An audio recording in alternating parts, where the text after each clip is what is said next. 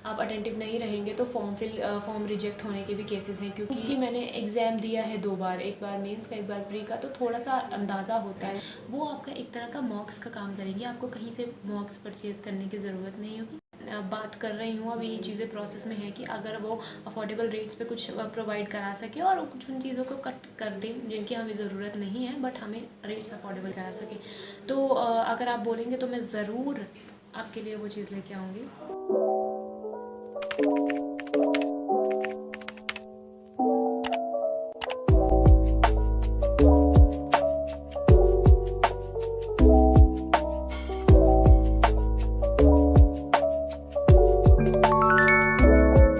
Hey guys, a very welcome back to my channel. As you can see guys, अभी मैं अपने work place पे हूँ, but मुझे लगा कि ये वीडियो बनानी चाहिए, तो थोड़ा सा टाइम फ्री मिला तो मैं वीडियो बनाने आ गई। आज हम बात करने वाले हैं इफ़को के एग्ज़ाम के बारे में। इफ़को की वैकेंसीज़ फिल हो रही हैं और मेरे हिसाब से 15 अप्रैल उसकी लास्ट डेट है, तो सभी लोग वैकेंसीज़ फिल करने में लगे हुए हैं। तो इस वीडियो में मेनली हमें पता चलेगा और मैं बताने वाली हूँ कि हमें इफ़को की प्रिपरेशन को गियर अप कैसे करना है। अब जैसे कि वैकेंसीज़ फिल हो गई हैं, तो मोस्ट प्रोबेबली 2 मंथ के अंदर अंदर, 1.5-2 महीने के अंदर अंदर इफ़को एग्ज़ाम्स कंडक्ट करवा देगा। और इस चीज़ के बारे में हम सब जानेंगे, इफ़को का एग्ज़ाम पैटर्न क्या रहता है, सिलेबस क्या रहता है, हमें तैयारी कैसे करनी है, और भी बहुत सारी चीज़ें कि इफ़को की जॉब प्रेफरेबल है या नहीं है। क्योंकि बहुत सारे लोग बोलते हैं कि इफ़को की जॉब अच्छी नहीं होती है या फील्ड जॉब होती है। ये जो भी इफ़को के बारे में आपको डाउट्स हैं वो आज सभी दूर होने वाले हैं, क्योंकि मैं बनाने वाली हूँ इस पर वीडियो। सो सबसे पहले हम बात करेंगे इफ़को एजीटी की। तो इफ़को एजीटी की फॉर्म फिल करने में बहुत सारे लोगों को दिक्कत आ रही है, क्योंकि वो जो सेमेस्टर वाइज दिया हुआ है उसमें बहुत सारे लोगों को दिक्कत आ रही है कि 2016 लिखना है, 17 लिखना है, 18 लिखना है। तो वो ईयर ऑफ पासिंग आप ना मेंशन करके ईयर ऑफ सेमेस्टर मेंशन कर सकते हैं।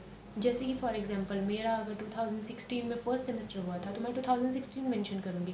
मेरा सेकेंड और थर्ड सेमेस्टर 2017 में हुआ था तो वहाँ पे मैं दोनों में 2017 मेंशन करूँगी। अगले 2 सेमेस्टर में 2018। तो उस तरह से वो चीज़ें चलेगी। और मैं ये भी बताना चाहूँगी कि इफ़को के फॉर्म्स फिल करते समय आप बहुत ज़्यादा अवेयर रहें, बिकॉज़ आप अटेंटिव नहीं रहेंगे तो फॉर्म रिजेक्ट होने के भी केसेस हैं, क्योंकि ऐसा कुछ लोगों ने बोला है कि उनके फॉर्म्स रिजेक्ट हो चुके हैं।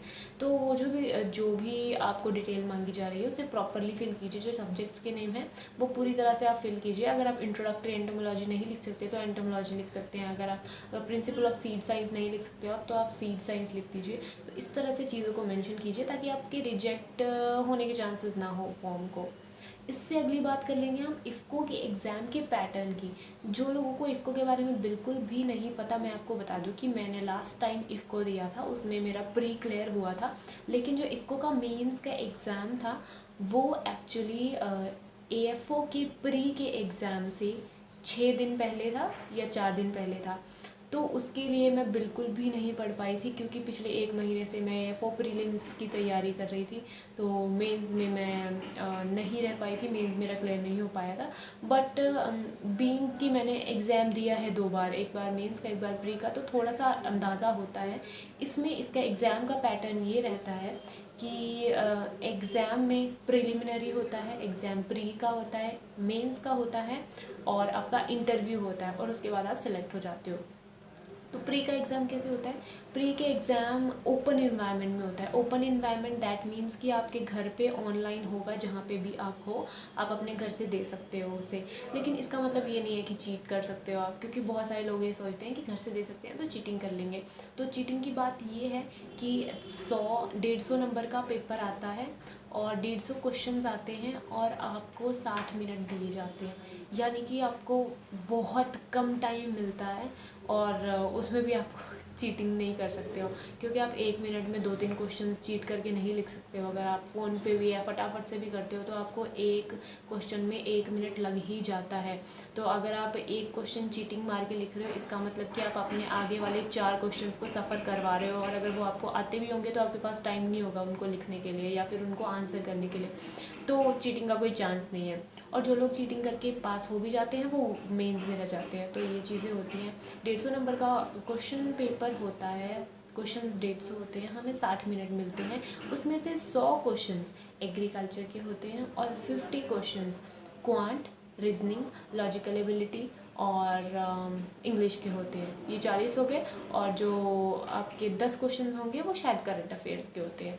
तो इसी तरह से आपको मेंस का भी सेम पैटर्न रहता है, बस मेंस में फ़र्क ये होता है कि जो एग्रीकल्चर के क्वेश्चंस का लेवल होता है वो थोड़ा सा अच्छा हो जाता है। प्री में एग्रीकल्चर के क्वेश्चंस का लेवल होता है वो AFO से कम होता है, और मेंस में जो होता है वो AFO के बराबर का होता है। तो इस तरह का कुछ होता है।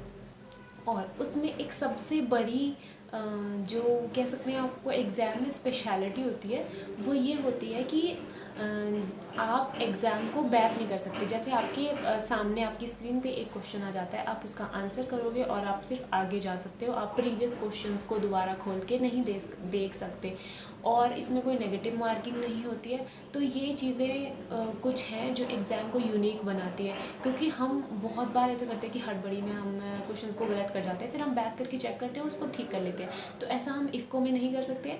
दूसरी बात ये है कि आपको झिझकना नहीं है किसी भी क्वेश्चन को अटैम्प्ट करने से, बिकॉज नेगेटिव मार्किंग नहीं है। तो कई बार ऐसा होता है कि हम आगे के दो ऑप्शंस पढ़ते हैं ऊपर के, हम बोलते हैं इसमें से ये वाला फर्स्ट वाला हमने टिक कर दिया, हमें बाद में ध्यान आता है कि जो फोर्थ वाला लिखा था वो ज़्यादा सूटेबल था।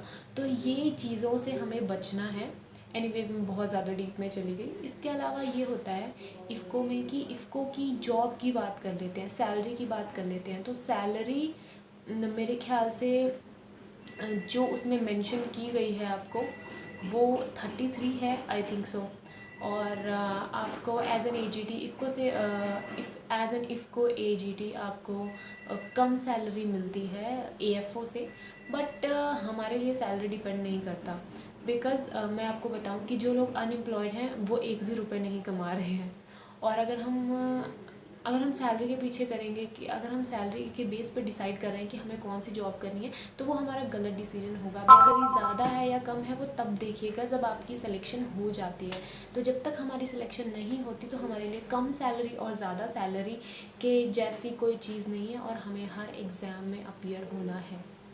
इसके बाद मैं आपको बताने वाली हूँ कि जॉब प्रोफाइल क्या होती है। मैंने भी मैं पर्सनली यहाँ पे काम नहीं करती हूँ, लेकिन जो मेरे नोन है कोई, वो कुछ लोग क्या, एक पर्सन है मेरे नोन में, वो वहाँ पे वर्क करते हैं। तो उन्होंने इस तरह से बताया कि जॉब प्रोफाइल वेरी कर सकती है person to person, place to place. किस तरह का काम वहाँ पे अवेलेबल है और किस तरह का काम वहाँ पे ऑलरेडी लोग संभाल रहे हैं। तो जैसा आपको काम अवेलेबल होगा, आपको फील्ड में भी जॉब मिल सकती है। आपको फील्ड में अगर जॉब मिलती है तो उसके फील्ड के कोई वर्किंग आवर्स नहीं रहते, आप जल्दी 2 घंटे में जॉब निपटा के घर आ सकते हो सकता है किसी दिन आपको 10 घंटे भी लग जाए फील्ड में, किसी दिन आपको लेट भी निकलना पड़ सकता है। तो इस तरीके की जॉब रहती है। कई बार लोगों के पास फील्ड के लिए ऑलरेडी लोग होते हैं और फील्ड का इतना ज़्यादा काम नहीं होता कुछ एरियाज़ में, तो आपको हो सकता है टेबल वर्क भी मिल सकता है। तो ये चीज़ें टोटली डिपेंड करेंगी। और मैंने ये भी चीज़ सुनी है कि अगर आप इफ़को का एग्ज़ाम भरते हो तो आपको अपने होम टाउन में ही, आपके होम टाउन में बहुत ज़्यादा चांसेस रहते हैं कि आपको पोस्ट किया जाता है। तो ये एक बहुत अच्छी चीज़ है उन लोगों के लिए जो कहते हैं कि हाँ, हम बाहर नहीं जाएंगे स्टेट के और हम अपने स्टेट में जॉब करेंगे। हालांकि ये चीज़ मुझे बहुत गलत लगती है, क्योंकि अगर आपको जॉब चाहिए तो आपको जॉब के पीछे जाना पड़ेगा। जॉब आपके पास चल के आपके डिस्ट्रिक्ट में या आपके स्टेट में नहीं आने वाली है। खैर, ये पर्सन टू पर्सन वेरी कर सकता है। इसके बाद जो मेन है वो मैं आपको ये बताना चाहती हूँ कि बुक लिस्ट। बहुत सारे लोग बोलते हैं कि अब हमें इफ़को की तैयारी करनी है, हम कौन सी बुक्स को प्रेफर करें। तो बुक्स के लिए मैं आपको कहना चाहूँगी कि Nemraj Sundha is the best. Nemraj Sundha actually देखने में बहुत कंसाइज सी बुक लगती है, लेकिन वो बहुत ज़्यादा नॉलेजेबल है। अगर आप उसको 5 या 6 बार पढ़ते हो, उसके बाद मैं कह सकती हूँ कि हो सकता है कि आपको 100% याद हो या 90% याद हो। आप 3 बार में पढ़ के, 2 बार में पढ़ के आप सोच रहे हैं कि हाँ अब मुझे कोई और बुक चाहिए, तो ऐसा नहीं है। क्योंकि उसमें अगर आप वर्ड टू वर्ड पढ़ते हो, जो एक एक शब्द है उस बुक का, आपको वो रट जाता है। उसके बाद आप किसी सेकंड ऑप्शन की सोच सकते हैं, उससे पहले तो कोई फ़ायदा नहीं है। क्योंकि होता क्या है कि बच्चों को ऐसा लगता है हमारे पास बुक्स नहीं है तो हम कहीं पिछड़े रह जाते हैं। तो हम क्या करते हैं, बुक्स ले लेते हैं, बहुत सारी अमेज़ोन से परचेज़ करा लेते हैं और उसके बाद क्या होता है कि वो बुक्स पड़ी रहती है और हम उन्हें पढ़ ही नहीं पाते हैं, या फिर हमें उन्हें पढ़ने का मन ही नहीं करता क्योंकि वो बुक जो है वो इतनी मोटी है कि वो खोली ही नहीं जा रही है। तो कुछ इस तरह का होता है। मैं हमेशा ये प्रेफर करती हूँ कि आप एक बुक पकड़िए, उसे वर्ड टू वर्ड रीड कीजिए, उस पर 3-4 महीने लगाइए और जब आपको लगता है कि इस बुक में कुछ मेरे याद करने लायक नहीं बचा, तब आप नई बुक परचेज़ कीजिए। पर तब भी अगर कुछ लोगों को और बुक चाहिए तो मुझे ऐसा लगता है कि एक नीरज प्रताप करके बुक है, उसका स्क्रीनशॉट मैं यहाँ लगा दूँगी। एक नीरज प्रताप करके बुक है, वो ऑब्जेक्टिव में आती है शायद, मेरे पास खुद के पास वो नहीं है, लेकिन मैंने सुना है कि वो बहुत अच्छी बुक है। और उसके अलावा या फिर नीरज प्रताप या फिर एस आर कांतवा, एस आर कांतवा भी ऑब्जेक्टिव टाइप बुक है। तो अगर आपको ऑब्जेक्टिव लेना है तो आप इन दोनों में से कोई एक बुक ले लीजिए। तो एक बुक से क्या हुआ कि हमने नेमराज सुंदा ले ली, उसमें से हमने पढ़ लिया और ऑब्जेक्टिव में से फिर हम उसके नॉलेज के बेस पे हम क्वेश्चंस को सॉल्व कर सकते हैं। वो आपका एक तरह का मॉक्स का काम करेंगे, आपको कहीं से मॉक्स परचेज़ करने की ज़रूरत नहीं होगी। आप डेली का टारगेट सेट कर लीजिए कि मुझे 100 क्वेश्चंस करने हैं या फिर मुझे 60 2 सेट्स करने हैं, 120 क्वेश्चंस करने हैं दिन में। तो ये आपकी बहुत ही ज़्यादा अच्छी प्रिपरेशन हो जाएगी। अभी एक चैनल की वीडियो आई थी, उसमें एक लड़की बता रही थी कि मेरा इफ़को में सिलेक्शन हुआ है ऐसे ऐसे। तो उसने भी यही बताया था कि मैंने सिर्फ नेमराज सुंदा पढ़ी थी और नेमराज सुंदा में से ही आता है।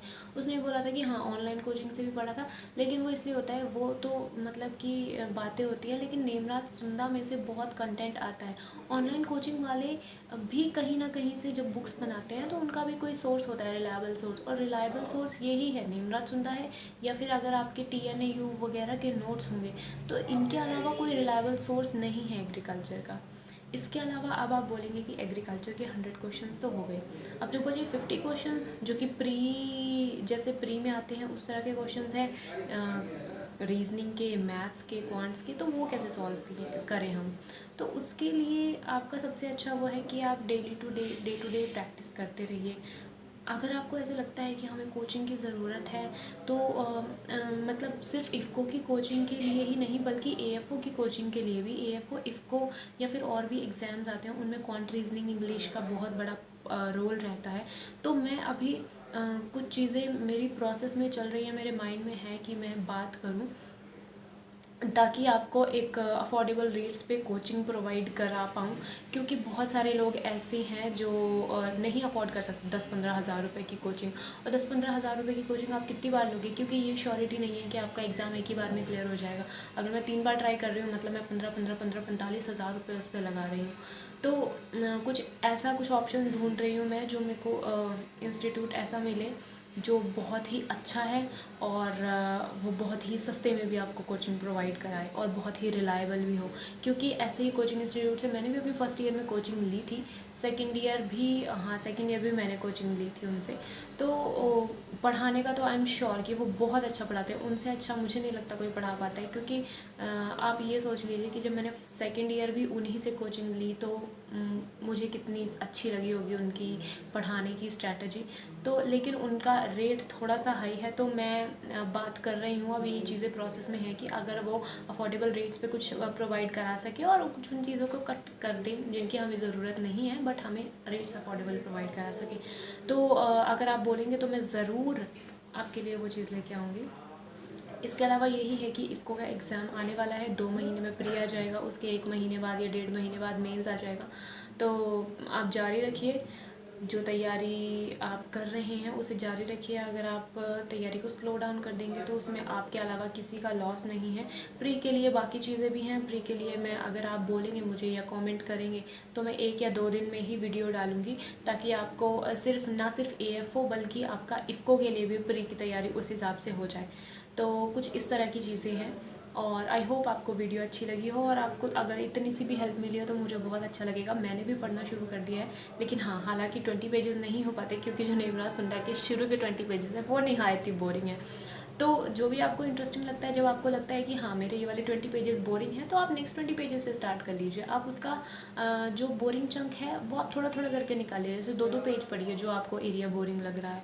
तो इस तरीके से आप कवर कर सकते हैं। स्टडी स्ट्रैटेजीज़ की अगर आपको वीडियो चाहिए तो मैं वीडियो वो लेके आऊँगी, क्योंकि मेरे पास बहुत सारी स्ट्रैटेजीज़ होती हैं और मैं खुद ही भूल जाती हूँ पढ़ाई के टाइम पे। तो अभी के लिए इतना ही, और हम आपको मिलते हैं नेक्स्ट एपिसोड में। जो भी आप बोलेंगे अगली वीडियो उसी पे बेस्ड होने वाली है। So till then bye bye, keep studying, I will meet you.